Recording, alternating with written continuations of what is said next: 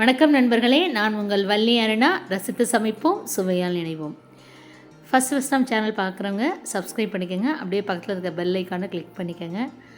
Like பண்ணுங்கள்.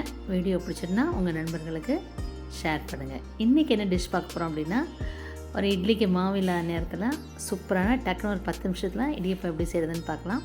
இதுக்கு நான் இன்றைக்கி ஆல் பர்பஸ் ஃப்ளார், அதாவது பச்சரிசி மாவு வச்சுருப்பீங்களே எல்லாத்துக்கும் அரைச்சி காமனாக அந்த மாவு தான் எடுத்திருக்கேன். 1 கப் அளவு எடுத்திருக்கேன். கொஞ்சம் தேவையான அளவு சால்ட்டு, அதாவது நான் இன்றைக்கி உப்பு போட்டு தான் தாளிக்க போகிறேன். அதனால் கொஞ்சம் சால்ட்டு போட்டிருக்கேன். நீங்கள் இதே தேங்காய் பூ போட்டு நம்ம சுகர் போடுறதா இருந்தால் இதில் சால்ட்டு தேவையில்லை.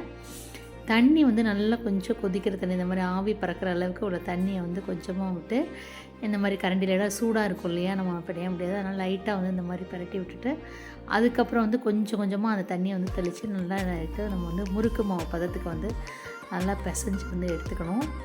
நல்லா சாஃப்டாக இருக்கும் அந்த இடியப்பம். அதாவது நம்ம புழிஞ்சு அப்படியே கூட சாப்பிட்லாம். இடியப்பம் ஆட்டுக்கால் பாயா, இன்றைக்கி ஆட்டுக்கால் பாயா தான் அது காம்பினேஷன் வச்சுருக்கேன். அது உங்களுக்கு அடுத்த வீடியோவாக நெக்ஸ்ட் வீடியோவில் ஆட்டுக்கால் பாயா எப்படி அப்படின்னு போடுறேன். இப்போ இந்த பாருங்கள், கொஞ்சம் கொஞ்சமாக தண்ணி விட்டு இந்த மாதிரி பார்த்துக்கு பிசைஞ்சு எடுத்தாச்சு. இந்த இடியப்ப கட்டை இந்த சில்லு தான் போட்டிருக்கேன். இதில் மாவை வச்சு இது நான் ஆக்சுவலாக ஊரில் மரக்கட்டை தான் வச்சுருந்தேன், மரத்தில் உள்ளது. இது நல்லா கொஞ்சம் இப்போ ஈஸியாக இருக்குது எல்லாம் செய்கிறதுக்கெல்லாம்.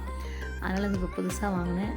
ரொம்ப எல்லாத்துக்குமே நல்லா ரொம்ப ஈஸியாக இருக்குது. அதாவது அழுத்தம் இல்லாமல் நல்லா ஈஸியாக புளிய வருது. இடியப்பம் புளியறது கஷ்டமே இல்லாமல் இருக்குது.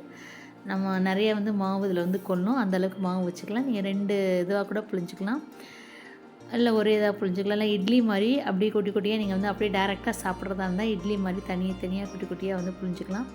நான் இன்றைக்கி தாளிக்கிற போகிறேன் அப்படிங்கிறதுக்காண்டி ஃபுல்லாகவே இப்படி புளிஞ்சு விட்றேன்.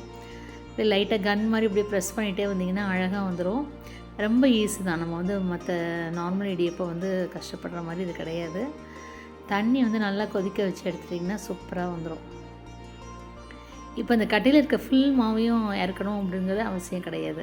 நீங்கள் சின்ன சின்னதாக வேணும் அப்படின்னா கொஞ்சம் கொஞ்சமாக இறக்கிட்டு நம்ம அடுத்த கூட செஞ்சுக்கலாம். நான் இன்றைக்கி ஒரு கட்டையும் ஒன்றா புளிஞ்சு விட்ருக்கேன் பாருங்கள்.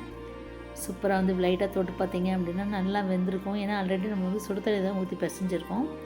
அதனால் நல்லா சாஃப்டாக இருக்கும் பாருங்கள். இது அப்படியே டேரெக்டாக எடுத்து நம்ம பாயா கூட சர்வ் பண்ணலாம்.